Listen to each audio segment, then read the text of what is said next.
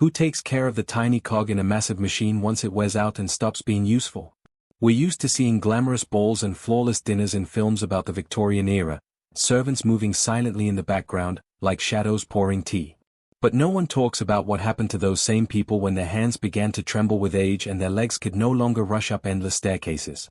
Behind the grand front doors of those mansions existed a harsh system, one that disposed of human beings without pity or sentiment. Yesterday's butler, the man who guarded the secrets of the household, could find himself in an icy ditch the next day, forgotten by the very people he had served with absolute devotion. This side of history is soaked in cold indifference and quiet fear that followed every person in livery from their very first day on the job. Loyalty to one's master back then was perhaps the most unreliable retirement plan imaginable. And those who gave their entire lives to ensuring the comfort of others often disappeared without a trace. Have you ever noticed how serious and tense servants look in old photographs? There's a reason for that. First, we need to break the myth of the good old days and the idea of patriarchal care. In Victorian England, there was a carefully maintained illusion that servants were part of a big family, one that the master would look after until death. Young maids and footmen believed in this silent agreement. They gave up their health, their time, and often their dreams in exchange for a roof over their heads and a sense of security. They lived in wealthy homes. They ate leftovers from the master's table. They wore decent clothes provided for their work. On the surface, it looked stable, almost comfortable. But that sense of stability was false. It lulled them into complacency. It stopped them from thinking about the future. The so-called family bond was entirely one-sided. It lasted only as long as the servant could perform perfectly. The moment efficiency declined, the mask of kindness slipped away, revealing cold calculation underneath. Dismissals were often sudden, no long conversations, no severance pay. Yesterday's family member became today's stranger. Wealthy owners didn't want frail old figures shuffling through their corridors, reminding them of mortality and disrupting the polished beauty of their homes. Old age wasn't seen as something deserving gratitude for decades of service. It was viewed as the breakdown of a once useful tool. Even housekeepers and butlers, those who once held authority over junior staff, were not spared. The moment their grip weakened, they too became expendable. The cruelty ran deeper than just losing a job. A servant lost everything at once: employment, home, identity, and social standing. Many had grown so attached to the house and the rhythms of their masters' lives that they couldn't imagine existing outside the estate walls. They had no home of their own. They often didn't know how to manage an independent household. Many had no family at all, because service demanded the sacrifice of personal life. When they found themselves standing on the street with nothing but a suitcase of belongings, the shock was overwhelming. It wasn't just unemployment, it was the loss of identity. Their entire lives revolved around other people's schedules. Without that structure, they felt unmoored and lost. Outside the mansion gates, the world was harsh, expensive, and utterly unfamiliar. It was especially tragic for those who had served one household for decades and genuinely loved their employers. They believed that human bonds would matter more than money. But in an era shaped by industrialization, feelings were cheap. As aristocratic incomes shrank, the wealthy were among the first to cut staff to save money. Extra mouths to feed became a burden. An elderly servant meant added care, attention, maybe medical expenses, all of which strained a practical household budget. Dismissal was framed as a necessity, often wrapped in polite, hollow wishes for good luck. Once cast aside, former servants faced complete social isolation. Their entire social world had consisted of fellow staff members. Those who remained behind were too afraid to help, fearful of angering their employers and losing their own positions. The recommendation system, which determined a servant's career prospects, now worked against them. A letter might politely mention age-related infirmity, which was essentially a professional death sentence. Without a strong recommendation, finding new employment was nearly impossible. With a weak one, even the dirtiest jobs were out of reach. The very virtues that had been drilled into them, loyalty, devotion, obedience, became the reason for their downfall. They sacrificed the chance to start families or build savings in order to serve others. And when the time came, they discovered that their sacrifice had been neither necessary nor remembered. The betrayal cut deep, sometimes as painfully as hunger or cold. You might wonder, couldn't they save money for old age while working in wealthy households? The financial reality tells a different story. Servants' wages in the Victorian era were extremely low. It was assumed that their basic needs were covered by the employer. Food, housing, uniforms, candles, even laundry, everything was provided. This created the illusion of full security. The cash they received was closer to pocket money than a real salary. And even that modest sum was often spent on maintaining a proper appearance, something essential for reflecting the status of the household they served. Good gloves, high-quality stockings, and extra pieces of clothing often had to be bought with their own money. On top of that, many servants were expected to send part of their wages back to poor relatives in the countryside who depended on the successful family member working in a grand house. By the end of the year, most of them had almost nothing left. Banking services were largely out of reach for ordinary people, and the idea of investing money simply didn't exist in their world. The absence of any real state pension system made things even worse for aging workers. The Old Age Pensions Act in England didn't arrive until the very beginning of the 20th century, and even then, it was extremely limited. During the Victorian era, care for the elderly rested entirely on families or charities. But servants who had spent their lives inside someone else's home often had no family ties left and no real connections outside the estate. They stood in a financial void, no savings, no insurance, no state support. Sometimes employers gave a small payment when dismissing them, but it vanished quickly under the weight of rent and food costs. Coal and groceries in the cities were expensive, and an older person couldn't cut back on heating the way a young, healthy worker might. Each day of independence slowly consumed whatever crumbs they had managed to save over years of service. The fear of poverty forced them to cut corners everywhere. That constant economizing damaged their health and appearance even faster. Were there exceptions, servants who actually managed to accumulate some wealth? Very rarely. And usually only among the highest-ranking staff, such as butlers or housekeepers in extremely wealthy households. They might receive tips from guests, commissions from suppliers, or simply higher wages. But even they were vulnerable. One serious illness or one bad investment could wipe everything out. For the vast majority, maids, cooks, footmen, it was practically impossible to save enough for a comfortable retirement. Trying to find part-time work after dismissal often ended in disappointment. Their skills didn't translate into the outside world. A footman who could flawlessly polish silver and serve wine had little value in a factory or at the docks. The abilities they had perfected inside a mansion were useless in a world that demanded brute strength or practical trades. They were trapped by a profession that offered no transferable survival tools. At the same time, society pushed a narrative of thrift and responsibility.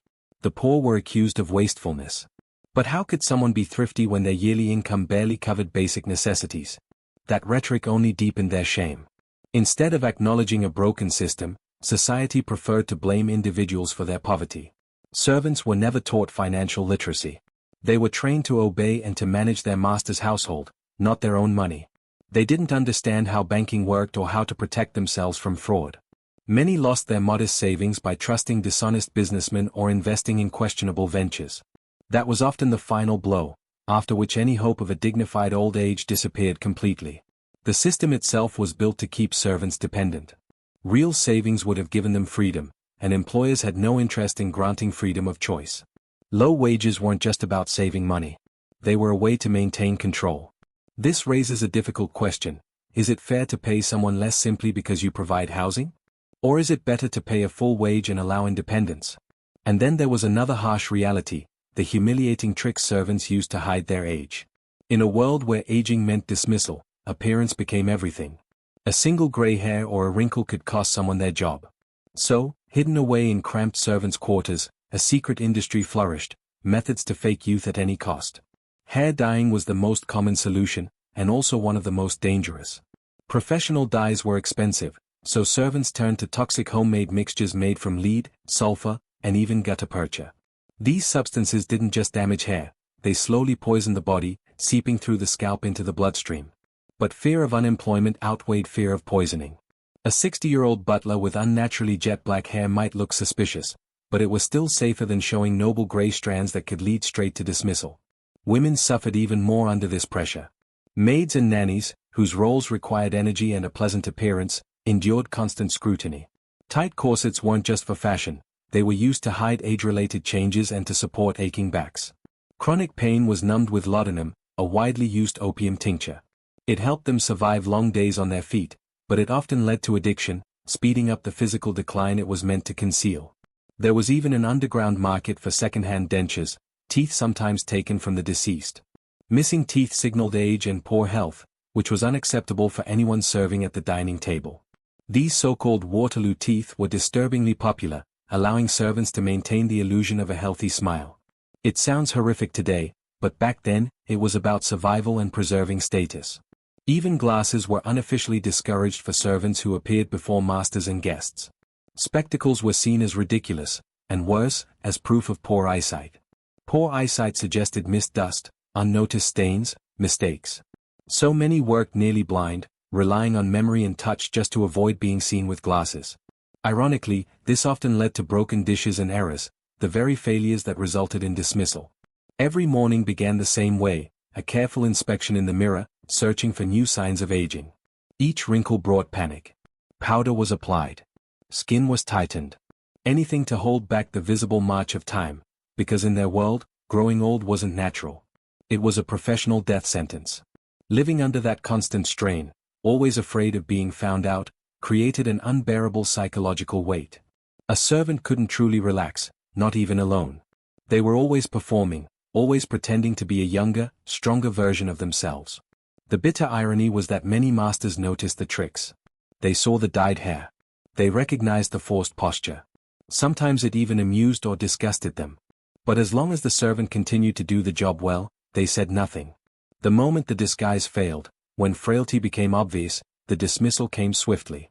All the money, effort, and pain spent trying to hide the truth meant nothing against the unstoppable passage of time. In this desperate race against aging, servants often spent their last coins on charlatans selling elixirs of youth and miracle ointments. Newspapers were filled with advertisements promising renewed strength and restored beauty. For someone clinging to their livelihood, those promises were irresistible. They were buying hope, hope bottled as tinted water or disguised as dangerous chemicals. The fight against nature was doomed from the start. But it reveals just how desperate people were. They were willing to poison themselves, endure humiliation, and suffer pain simply to delay the end of their working lives. If learning about these hidden realities surprises you, it's worth reflecting on just how different the polished image of the Victorian era truly was. Now imagine this: there was a place feared more than prison. For any poor person in Victorian England, especially a dismissed servant, the word workhouse rang like a funeral bell. It was where you ended up when you had no money, no home, and no hope left. It was the last stop on the way down. The workhouse system was intentionally harsh. It was designed to be so unpleasant that people would avoid seeking help until absolutely desperate. It wasn't charity. It was punishment, a warning to anyone who had failed by becoming poor or infirm. The buildings looked like prisons: tall walls, narrow windows, endless corridors. Inside, strict discipline ruled. Silence was enforced. Supervision was constant. Upon arrival, every personal belonging, even the smallest sentimental item, was confiscated. In exchange, residents received a coarse, humiliating uniform. It was a symbolic erasure of identity. You were no longer Butler Jones. You were simply a number, another mouth to feed government porridge. One of the cruelest rules was the forced separation of families. Husbands and wives were placed in different wings. Children were separated from parents. They were allowed to see each other only briefly on Sundays. For elderly couples who had spent a lifetime side by side, this separation was devastating. Many died alone, knowing their partner was somewhere behind the wall, yet unable to reach out and hold their hand. The work itself was deliberately meaningless and exhausting. It wasn't meant to produce value, it was meant to crush the spirit. Elderly men were forced to break stones for road paving or to untwist old tarred ropes into fibers. The work shredded their fingers and inflamed their joints. It brought pain, not purpose. For former servants who had once maintained polished silver and orderly dining rooms, the filth and dust added another layer of humiliation. Food was minimal and repetitive, just enough to keep someone alive. Thin porridge, stale bread, perhaps a small piece of cheese. That was the ration. Hunger was constant. People hid crumbs. They stole from one another. Survival eroded what little dignity remained. Despite strict rules, sanitary conditions were often terrible because of overcrowding. Heating was kept to a minimum to save money. The elderly suffered from rheumatism and lung diseases. In the cold, damp air, even a minor cold could quickly turn into pneumonia. Death rates were high. Administrators treated it as a natural thinning of the numbers. The staff's attitude ranged from indifferent to openly cruel. Guards, often poor themselves, sometimes directed their frustration toward the defenseless residents. There was no one to complain to. The outside world preferred not to know what happened behind those walls. Society believed that anyone inside a workhouse must have deserved it. Being sent there carried an unbearable stigma. Many people chose to starve on the streets or live in damp basements rather than enter what some called a bastille for the poor. The thought of dying in a workhouse, and being buried in an unmarked common grave, terrified Victorians more than death itself. For a former servant who had once poured wine into crystal glasses, ending up clutching a bowl of gruel felt like the collapse of the entire universe. It was a brutal lesson in how little their years of loyalty truly meant in the eyes of the system. Was this fair? Or was it considered a grim necessity for the economy of the time? Even having relatives didn't always offer salvation. It might seem logical that an elderly servant would return to the village they once left, to the family they had grown up with. But reality was rarely so sentimental. Years, sometimes decades, of absence had weakened or completely severed family ties. The servant had become an outsider, someone who lived in another world and spoke a different social language. The return of an old, sick, and penniless relative was not a joyful reunion. For a struggling peasant family, it could be a crisis. In cramped cottages where several people already shared a single room, there was simply no space. An additional mouth, one unable to work in the fields or contribute to the household, became a heavy burden on a family barely surviving itself. Often, the parents the servant remembered had already passed away. Brothers and sisters now had large families of their own. Nephews and grandchildren didn't know this uncle from London at all. To them, he was not kin, just a stranger arriving with empty hands and quiet desperation. To their relatives, he was no longer family, just a stranger asking for a share of their already meager bread and a small place by the hearth. Tensions over daily survival flared almost immediately. Even the smallest disagreements could turn life under one roof into something unbearable. The servants themselves often felt this deeply. They understood how out of place they were. Pride stopped many of them from returning at all. The thought of standing before former neighbors as a dependent, as someone who had failed, was too humiliating. Instead, they chose to stay in the city, blending into the anonymous mass of the poor rather than endure the quiet judgment and whispered reproaches of their own kin. Sometimes returning wasn't even possible. Industrialization and land enclosure had erased entire villages. The places they remembered from childhood had changed beyond recognition, or vanished completely. Houses had been torn down. Communities had scattered. There was literally nowhere to go back to. Communication was another barrier. Letters took weeks, and many people couldn't read or write. A servant might make the long journey home only to discover that no one remained who remembered them. Realizing that you have no roots left, no place where you belong, that was a devastating truth. In many ways, cutting ties with family had been the unspoken price of a servant's career. They belonged to their master's household, not to their village. And when that household rejected them, they were suspended in emptiness. Neither here nor there. Loneliness became their constant companion in old age. They were too refined for the village, yet too poor for the city. This kind of social homelessness may have been the hardest burden of all. Their stories remind us how easily a person can lose touch with their roots while chasing the illusion of stability. So if not family, and not the house they once served, what remained? When the workhouse felt like a prison and relatives turned away, the streets became the only option. That was the true fall to the bottom. Many elderly former servants turned to small-scale street trading. Women who had once worked as maids stood in the wind selling shoelaces, pins, or matches, their dresses worn thin. In truth, the goods were often just an excuse, a more dignified way to approach strangers than outright begging. They tried to hold on to whatever scraps of pride they had left. Men offered services as shoe shiners or porters. But competition was brutal. Street boys were quicker, stronger, and far more aggressive, pushing older men aside to reach wealthier customers. A former footman, now short of breath and weakened by age, could hardly run after a carriage to open the door for a gentleman in hopes of earning a small coin. Some simply sat silently on street corners, their poverty visible to anyone who cared to look. A few attempted to use their old skills in simpler ways.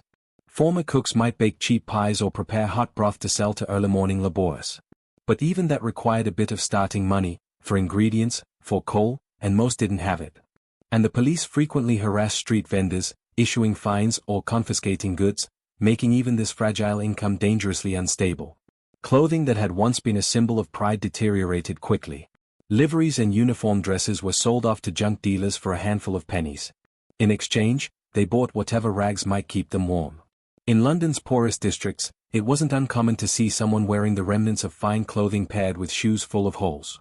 At night, those with fourpence could sleep in overcrowded shelters, cramped, suffocating rooms, sometimes even wooden coffin-like boxes used as sleeping spaces. Those without even that small amount slept on benches, under bridges, or in doorways, always at risk of freezing. The streets wore them down slowly. Health faded. Dignity eroded. Perhaps the cruelest moments were when they encountered former masters or acquaintances face to face. Many tried to turn away, hiding their faces. Shame burned more fiercely than hunger. And even when masters recognized them, they often walked faster, pretending not to see. It was easier to ignore the uncomfortable reminder of a discarded life. Alcohol became a frequent refuge. Cheap gin dulled the cold, quieted the hunger, and softened humiliation for a few hours. It numbed aching joints and offered the illusion of warmth. But it also stole their remaining strength and clarity. Drunken former servants lingering outside pubs became a common sight in poor neighborhoods. This decline stretched on, months, sometimes years. People who had once lived in order and cleanliness died in filth, their names reduced to statistics or brief mentions in police records. Their stories were swallowed by the noise of the growing city, forgotten and unwanted. For many, this was the end of the road. But was there any other path? Victorian England did have charitable societies aimed at helping the poor. On the surface, it might seem that these organizations offered hope to former servants. The reality was far more complicated. Charity was not universal.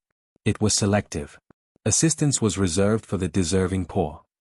To qualify for a small pension or a place in a shelter, applicants had to endure humiliating scrutiny and meet rigid moral standards. Some societies were created specifically for servants. But their funds were limited, dependent on donations from wealthy patrons who wanted reassurance that their money supported only the right kind of person. Applicants were required to produce impeccable references from every previous employer. Even a small gap in employment, or a whisper of drunkenness, could permanently shut the door to assistance. They had to prove they were truly destitute, yet still respectable. Inspectors visited their modest lodgings, examining every corner. They asked intrusive questions about personal habits and spending. Charity came at a cost, not in money, but in dignity. Charity in that era often came with invisible chains. Assistance wasn't simply given, it was exchanged for obedience. It was a system of total control, where help depended on complete submission to society's rules. The smallest act of ingratitude or violation of regulations could mean losing everything. Waiting lists for pensions dragged on for years. People filed petitions, gathered signatures, and attended society meetings, hoping that this would finally be the year their name was chosen. Many died before their turn ever came, while their paperwork slowly moved through an indifferent bureaucracy. It was like a lottery where the prize was survival, and only a handful ever won. Religion added yet another layer of division. Anglican societies helped Anglicans. Catholic societies helped Catholics. And so on. If a former servant wasn't a regular churchgoer, or lacked the support of a local vicar, their chances of receiving aid were almost non-existent. Faith, which should have offered comfort, often became another barrier. Even when assistance was granted, it was usually symbolic. A small pension might prevent starvation, but it didn't provide comfort. Recipients still lived in deep poverty, counting every penny. And yet they were expected to express constant gratitude, treating this modest support as an act of extraordinary generosity. Help was especially hard to obtain for those with disabilities or chronic illnesses. Charitable societies preferred to support elderly people who were still clean and capable of caring for themselves. Bedridden individuals or those with serious health issues were considered too expensive, too complicated. They were typically redirected to workhouses or overcrowded hospitals for the poor. The entire charitable system was steeped in paternalism and moral judgment. Wealthy philanthropists eased their consciences by rescuing a few carefully selected individuals, but they did little to challenge the system that created poverty in the first place. Even after their years of service ended, former servants remained dependent, only now their master was an anonymous committee instead of a household head. Charity was a narrow path, open only to the fortunate few who could prove their moral worth. For most, it remained out of reach, a hopeful signboard hiding locked doors. In this harsh world, survival belonged either to the strongest or to the most cunning. But some faced an especially painful fate, particularly women who had risen to the top of the servant hierarchy. Housekeepers and cooks often dedicated their entire lives to one household. Many chose not to marry, knowing their roles required total commitment and residence in the mansion. They were, in a sense, married to their work. When old age arrived, they found themselves in an emotional vacuum. No husband. No children. No one to care for them. A housekeeper who once managed staff, controlled pantry keys, and commanded respect could suddenly become invisible. Younger maids might leave service to marry and start families, but these women had sacrificed personal happiness for professional status. Pride kept them from accepting menial labor later in life, and, as we've seen, their savings were rarely enough to ensure comfort. Cooks, in particular, suffered from the toll of their profession. Years of standing led to varicose veins. Constant exposure to smoke and soot damaged their lungs. Burns and arthritis were common. By old age, they were physically unable to lift heavy pots or withstand the heat of a busy kitchen.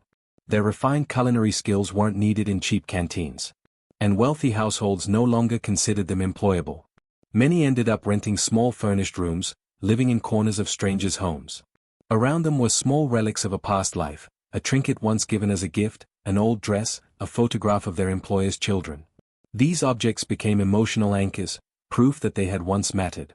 But memories don't provide warmth. They don't bring a glass of water. Psychologically, their fall was devastating. They had been authority figures, accustomed to respect and order. To find themselves reduced to dependence or begging was unbearable. Many withdrew from society, becoming reclusive and proud in their isolation. Their stories rarely appeared in newspapers. They died quietly behind closed doors. Sometimes neighbors only realized something was wrong when the elderly woman in the old-fashioned bonnet stopped going out to buy bread. This was the hidden cost of prestigious service in a wealthy household, a price paid with personal happiness and peaceful old age. For some, there was one alternative to the workhouse, the almshouse. These were small charitable shelters, often founded by churches or old craft guilds. Securing a place there was considered astonishing luck, almost like winning the lottery. Inside their walls, life was gentler than in workhouses. Instead of barracks and rigid silence, residents usually had small private rooms. In some cases, tiny individual cottages stood side by side in neat rows. Here, the elderly could maintain a fragile sense of independence and a hint of lost domestic comfort. For a lonely old person, it was perhaps the only chance to live out their remaining years in relative peace. But spaces were painfully limited. Compared to the vast number of people in need, these refuges were tiny islands. Hundreds might compete for a single vacancy. Waiting lists stretched on for years. Many almshouses had been established through the wills of wealthy merchants or aristocrats who had died centuries earlier. These benefactors hoped to atone for their sins and secure their place in heaven through acts of charity. Their founding charters often contained strict and outdated requirements. A particular shelter might accept only widows of sailors from a specific parish, or only individuals who met narrow, almost archaic criteria. Even in mercy, there were conditions. Sometimes the doors of an almshouse were open only to people born in a specific county who had worked there their entire lives. In other cases, applicants had to prove they belonged to a certain profession or religious community. These strict rules immediately eliminated most people who hoped for a peaceful old age. Even after being accepted, life there came with constant scrutiny. Drunkenness, foul language, or even looking untidy could be enough to get someone expelled. It was a life lived under a microscope, where a roof and a piece of bread were granted only in exchange for complete obedience. Many almshouses were centuries old. Behind their beautiful dark stone medieval facades, cold drafts slipped through cracks. Inside, there were none of the basic comforts we consider normal today. Sewage systems and water pipes were often added much later, if at all. Despite the impressive architecture, residents endured daily hardships. The elderly had to heat their own rooms, carrying heavy buckets of coal or firewood. The caretaker distributed fuel in strictly limited amounts. In winter, it was rarely enough. Many slept in their clothes to stay warm. And yet, even these harsh conditions felt like paradise compared to the streets. Anything was better than the crushing machinery of the workhouse. For former servants of wealthy homes, the almshouse offered one final chance to preserve a fragment of their former status. Here, they lived among people like themselves, poor, but still respectable. They didn't have to share space with vagrants, thieves, or professional beggars. Within high walls, they formed small, closed communities separated from the outside world. Evenings were spent drinking tea, sharing gossip, and reminiscing about life in grand mansions. Those conversations mattered. They reminded them that they had once been valued, that they had lived meaningful lives. In a harsh world that had stripped so much from them, this sense of belonging was deeply comforting. Still, death visited often. Advanced age and the lack of proper medical care took their toll. Doctors rarely came, and many residents couldn't afford medicine. Funerals were routine. When a room became vacant, it was quickly filled by the next hopeful name on the waiting list. The line moved forward only when someone died. In a grim way, one person's death became another's chance at shelter. People waited years for a neighbor's passing so they might finally claim a small room of their own. Even so, almshouses were only a drop in an ocean of need. They were noble gestures from another time, but they couldn't solve the growing crisis of poverty. The old charitable system strained under the weight of social change. These institutions became monuments to a fading era, unable to meet the demands of a new and harsher world. And yet, there were rare stories, almost like fairy tales. A very small number of servants received what were called cottages of mercy and favor. These were small, cozy houses built on the grounds of the estate itself. The owners granted them to their most loyal servants for lifetime, rent-free use. Such an honor was usually reserved for those closest to the family. Often, it was a nanny who had raised several generations of children. Sometimes an old gardener or forester who knew every tree and path in the estate's park. These individuals had devoted their entire lives to one household. Life in such a cottage represented the dream of secure retirement in that era. The elderly servant lived peacefully in familiar surroundings, near the land they loved and had worked on for decades. They didn't worry about food or shelter. Fresh milk, eggs, or meat arrived regularly from the estate farm. Firewood came from the master's forest. They remained part of the estate, not discarded, but respected. Young members of the family might stop by during a walk, visit their old nanny, share tea, and talk about childhood memories. It was the idyllic image of good old England often portrayed in classic literature. But why were these cases so rare? The answer was simple: practicality and money. Maintaining a retired servant in a cottage was expensive. That house could instead be rented out for profit or used to accommodate a young, productive worker. Land was valuable, and every piece of it was expected to generate income. Supporting an elderly person who no longer contributed financially was seen as inefficient. As the aristocracy gradually lost wealth and influence, they began counting every penny. Private generosity became a luxury many could no longer afford. Moreover, such arrangements depended entirely on personal affection. If an elderly lord who cared deeply for his servant died, everything could change overnight. A young heir might feel no attachment to his father's old butler or nanny. Eager to establish his own authority and reduce expenses, he could evict the pensioner without hesitation. The cottage might be needed for his own plans or for younger staff. Legally, these homes never belonged to the residents. They had no property rights. Their security depended solely on the goodwill of the current owner. Their situation was fragile. Those few who managed to secure and keep such cottages became local legends. Neighbors looked at them with open envy. They were seen as the lucky winners of fate's lottery. Their stories were repeated in villages and held up as examples to younger servants.